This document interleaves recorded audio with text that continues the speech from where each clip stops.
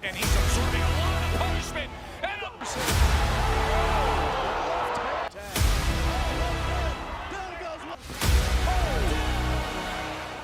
Oh, as it turned out, it's not an easy task to rank the most significant knockouts in the history of boxing, because every viewer of this wonderful sport remembers his favorite moment.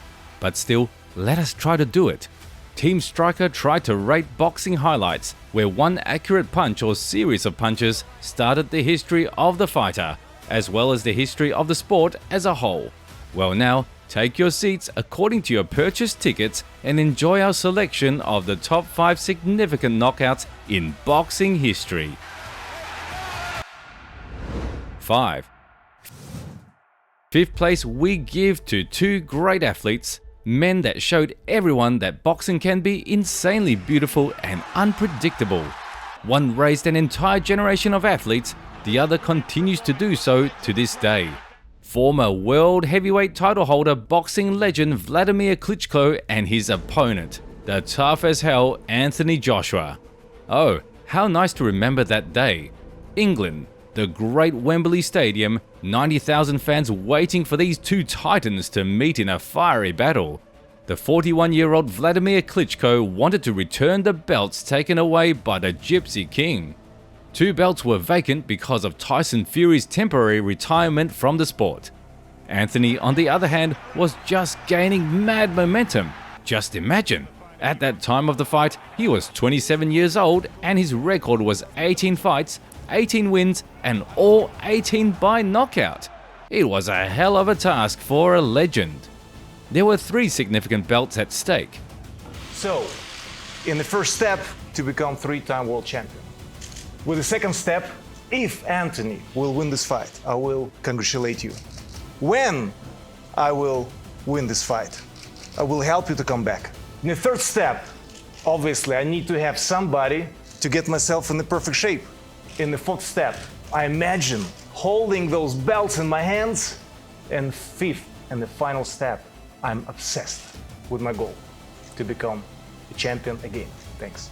Here's what Klitschko said in a December 14, 2016 interview before the fight to his challenger. He divided his goal in the fight into stages.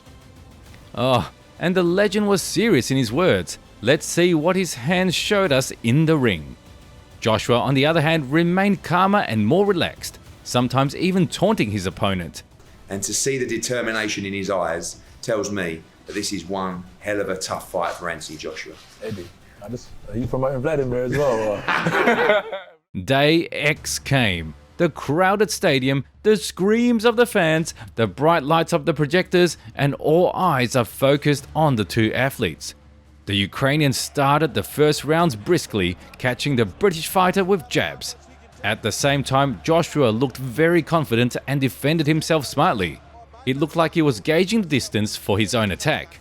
The second and third round were under the control of Anthony, whose attacks were more forceful and effective. Now the right hand over the top. Now, Joshua was unstoppable. With a powerful series of punches, he did not let the boxing veteran breathe.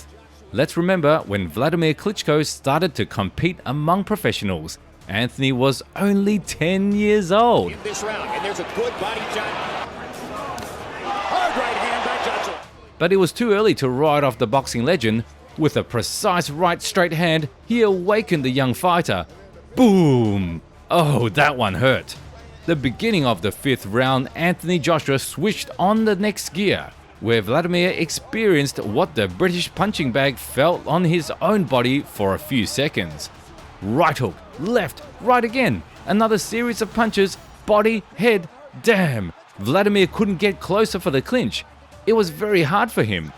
Boom! A clean left hand straight to the jaw. Klitschko loses his balance and falls right under the feet of Anthony Joshua. But the legend gets to his feet as if nothing had happened. He has a stern look analyzing the situation, and that's just the beginning. One of the most interesting moments that happened that night started at the end of the fifth round. It was as if all the oxygen had been drained out of Anthony. He misses a clean uppercut and then got introduced to Klitschko's left hand. Joshua is in real trouble. A few more precise punches from Klitschko and both fighters decide to catch a breather in the clinch. Round 6 began with exchanges of strong punches from both sides. Moment, boom! What's going on? Wladimir Klitschko's straight punch hits the target. Joshua goes down, but he'll get up because it's not over yet. Both fighters looked tired during the 7th round, but that didn't stop them from delivering sharp and accurate punches across the opponent's body. For a moment, their age difference was 14 years. Just look at what happened in the next minute. He's doing what he's doing right now, Klitschko. That's exactly right, Mac. Good job. The decisive round was the 11th, which has already gone down in the history of boxing. Tired Wladimir suddenly misses an inconspicuous but monstrously strong uppercut. The second knockdown was much more difficult for Klitschko to recover from than the first one. Joshua felt the blood and threw himself into a desperate attack, giving everything he had. The audience cheered as the two fighters fought as spectacularly as if they were in a Hollywood movie. And boom, another knockdown. Even a tremendous amount of experience didn't save Klitschko from a young and hungry Anthony. Joshua pinned the veteran in the corner and started to finish him off. That's it, the referee decides to stop the fight. Anthony Joshua wins the fight by TKO. This was the last fight in Klitschko's 20-plus year career. Despite his defeat, at the age of 41 he gave the best performances of his life and he left as benefits a true legend by earning his place among the greatest boxers in history. Boxing experts were thrilled. They admitted without any doubts that this fight was not only the fight of the year, but also one of the best in the history of heavyweight division. And we agree strongly with that. Wladimir Klitschko has a very warm attitude towards Joshua.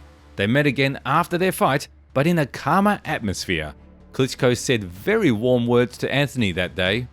What I'm proud of at the end of my career, and I wish you the same. I finished my career On your my feet. Yeah. Most importantly, I knew I'm passing the torch Yeah. to the younger, better, stronger man. Indeed, that was a great day in the history of boxing. What a fight! What a night! What a win! Number 4. Manny Pacquiao and his fight against Rricky Hatton takes the 4th place in our ranking.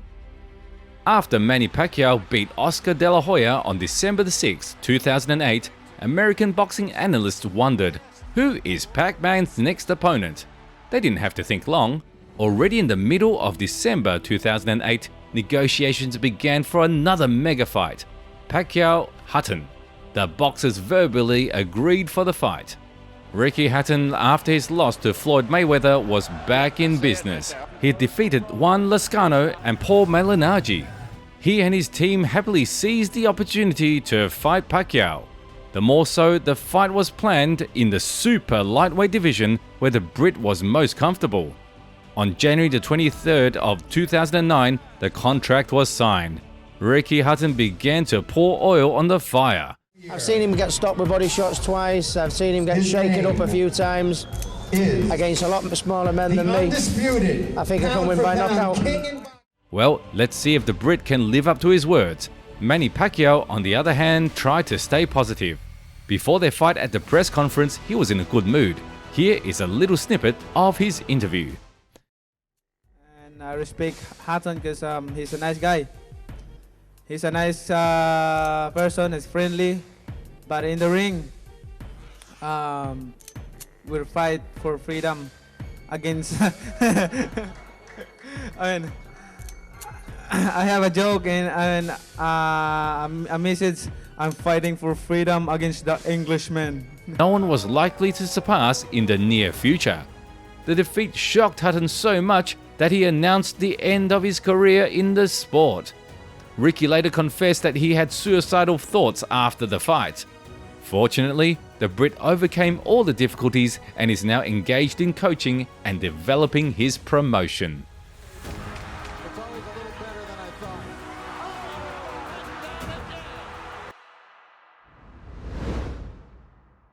3. The Rumble in the Jungle, the great Muhammad Ali versus Big George Foreman. Oh, this is the 20th century classic, one of the most significant confrontations in the world of boxing. Every respectable boxing fan has heard of this confrontation at least once. Hell, they even made a whole movie about this fight. But first things first. This fight was the first one for boxing promoter Don King, a totally mythical figure in the world of boxing. He suggested that the fight be held in the heart of Africa, in Zaire, now the Democratic Republic of Congo, persuading the Zairean dictator Mobutu to pay $12 million for it. The payoffs of both boxers were $5 million. Ali approached Rumble in the Jungle with controversial achievements. In 1971, the boxer won his perennial trial in a US court. He was finally found not guilty, exempted from military service on religious grounds. Ali restored all his rights. He could travel around the world and take fights whenever he wished. Foreman, on the other hand, was in perfect condition for the biggest fight of his life. The young unbeaten boxer who had 40 fights and 37 of them by knockout. Foreman was the favorite for this fight. Ali was not so high up in the ratings. He had painful defeats against Ken Norton and Joe Frazier, but Foreman dealt with them easily. However, Ali wanted to prove the world wrong. Before their fight, it was mostly Ali who spoke. Well, and George Foreman took the position of being calm and judicious. During the press conference before their fight, Foreman said the following words in a modest manner. So I'm pretty happy to be on my way back into Africa, and I think that we're going to have a good fight with Muhammad Ali and myself, and I'm pretty sure it's going to go from 1 to 15 rounds. I'll hope a little early. Muhammad Ali, on the other hand, was not known for modesty. He understood what the public wanted.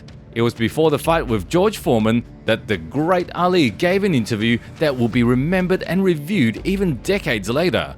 Fast. Last night I cut the light off in my bedroom, hit the switch, was in the bed before the room was dark. Incredible. Fast. Incredible. And you, George Foreman, all of you chumps are gonna bow when I whoop him. All of you. I know you got him. I know you got him picked, but the man's in trouble. I'm gonna show you how great I am. It was to the point of goosebumps, no matter what people said, but Ali was really the king of trash talk in those days. On October the 30th, 1974, 60,000 fans filled the stadium and witnessed the historic battle. In the first 2 rounds, Ali deliberately gave the initiative to the champion, trying to wear him out.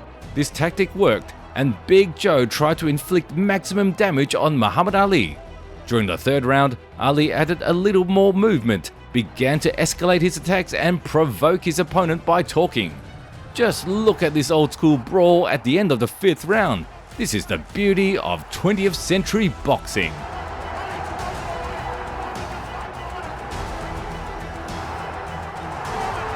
The decisive moment of this fight took place in the end of the 8th round, when Muhammad Ali managed to knock out his opponent with a series of precise punches and finished this legendary fight with the victory. George was up by a count of 9, but the referee decided to stop the fight. At that moment, the words flew over the stadium.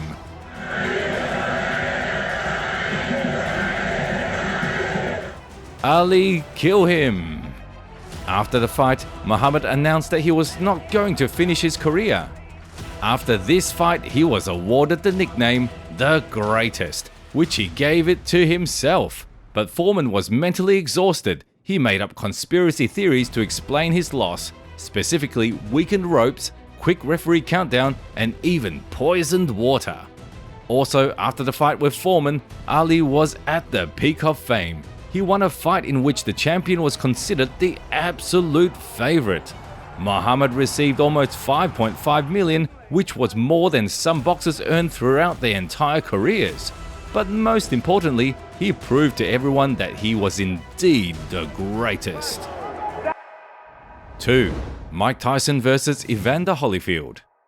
In November 1996, Mike Tyson stepped into the ring against the former undisputed world champion in 2 weight classes, Evander Holyfield. 6 months before their second fight, where Tyson would legendarily bite off a piece of Holyfield's ear, Many boxing fans know the story of biting of the ear, but not everyone knows that the victim of Mike's shiny teeth was the legendary American boxer, 4-time super heavyweight champion of the world, Evander Holyfield. Their confrontation is one of the most memorable events in the boxing world of the 90s. So, let's take a look at this confrontation and the knockout that changed the history of boxing. Before their fight, 48 of 49 experts polled said that Tyson would win. When asked in which round, the most popular answer was in the 4th. Holyfield had a different opinion on this. In that fight, Mike Tyson came out the obvious favorite of the meeting. The Iron Mike had 45 wins under his belt, 39 by knockout, 1 loss, 0 draws. Evander, on the other hand, had a record of 32 wins, 23 KOs, 3 losses and 0 draws. During their press conference before the fight, Evander Holyfield in his calm manner gave a comment to journalists and media. Thank you, Doug. I'm thankful to have an opportunity to get an opportunity to be the heavyweight champ of the world. And I look forward to it. There's no doubt I'm a winner. I come to win, and there's no doubt about it. And I look forward to being the heavyweight champ of the world. And the only thing that's stopping me being the champ is just time. See you November the 9th. Just listen as the crowd began lazily clapping and mocking the former champion's words. Hell, Evander felt uncomfortable in that moment. Iron Mike was also confident in his victory and reinforced that confidence with his words at the press conference before their fight. Very much. You got nothing coming, man. You got nothing coming. I'ma like this. I'm gonna have a good time this fight. Tyson, on the other hand, was much better supported by the audience. It wasn't for nothing that he was rated so high that day. The statistics spoke for itself. But boxing is an unpredictable sport, and you'll see the miracle that the audience of MGM Grand saw on that day. Tyson started the first round in his usual aggressive manner, punching his way through with heavy punches over Evander. Holyfield was ready for that and patiently took every punch. Get close, tie him up for sure, and tie him up right away. But Evander's a warrior. He will fight.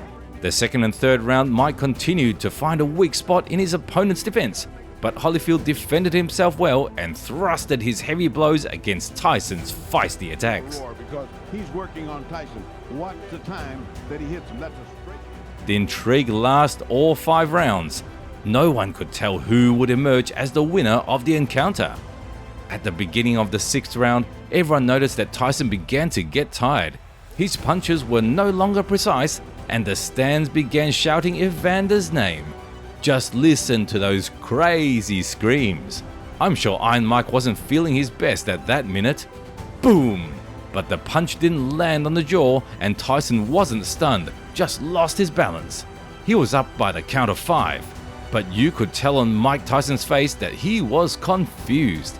The boxing legend comes to his senses and the fight goes on. At the end of the 10th round, Holyfield delivered a right cross to the jaw. Tyson wobbled. Evander threw a few more crosses. Mike tried to get into a clinch but couldn't. Evander hit another counter right cross to the chin. Tyson walked backwards. He leaned against the ropes. Holyfield unleashed a hail of punches on his opponent. The champion was stunned and did not respond. At that time, the bell rang. Showtime commentators said that the bell saved Tyson. At the beginning of the 11th round, Evander Holyfield delivered a left jab to the head, then another left jab. He followed that up with a right cross to the head and then a left hook. Then there was another series of blows. Tyson avoided the punches by stepping back to the ropes. His opponent rushed to finish Mike with precise punches to the head, aiming at the chin. Iron Mike ate these blows and did not answer them, but tried to dodge them.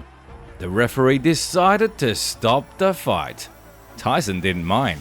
It was the night that Evander Holyfield, who repeated Muhammad Ali's record, becoming world champion for the 3rd time.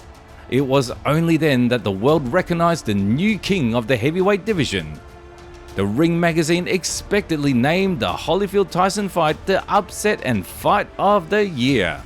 Later there was a rematch, which was only memorable because Tyson bit off part of Evander's ear and was disqualified. Holyfield still became the world champion and then gradually declined. He retired from the sport only in 2011. The defeat ended at Tyson's 10-year-long reign.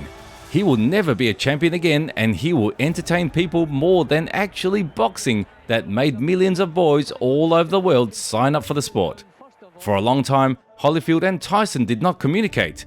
Evander had heard too many bad things about himself, besides a bitter ear. But he was able to forgive Mike. Now they're friends, participate in TV shows and documentaries, and remember the glory days when they made the history of professional boxing.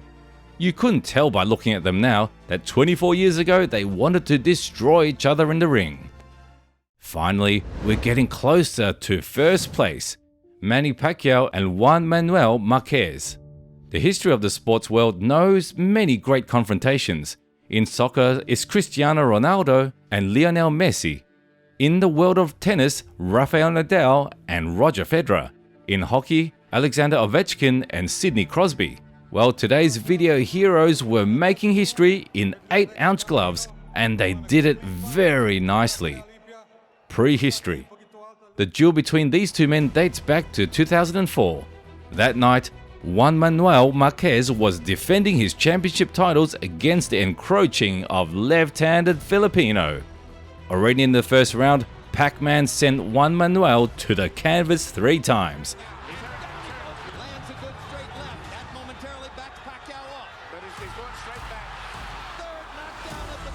He not only survived, but later took the initiative and in his favorite counter-attacking style beat his opponent.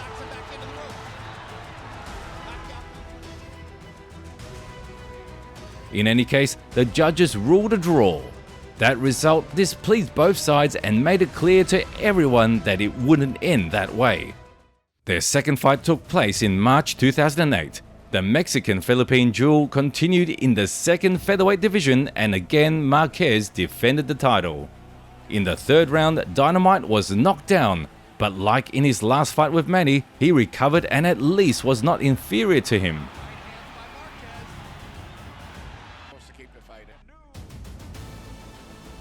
Pacquiao won on that day by split decision, but many boxing experts did not agree with the judge's decision. It was clear to everyone the third fight was destined to be. Before their third fight, Pacquiao decided to find out his opponent's fight strategy in person. It came out very funny. Here we go with Márquez, and we're going to interview Márquez right now. I'm working for ESPN. Okay. Do you have any strategy that you can use in the fight? I use my speed. I use my strength. Usually, my opponent is very quickly, and I need to use speed too. Their third fight was in November 2011. Back then, Manny Pacquiao reached their goals.